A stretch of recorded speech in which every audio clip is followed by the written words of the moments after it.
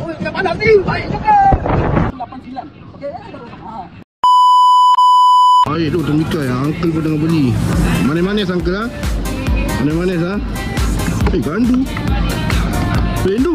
Oi. Mana lah? Lama hilang, ramai orang cari tau. Apalah.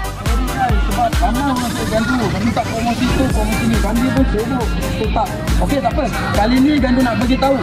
Temikai manis Johor ah, temikai manis Johor. Gandu nak bagi 189. Okey, ha. 189 per kilo.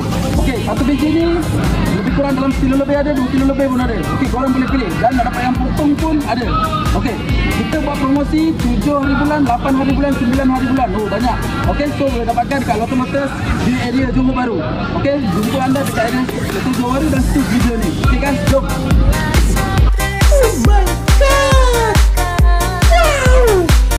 Guys, gandu lupa bagi tahu.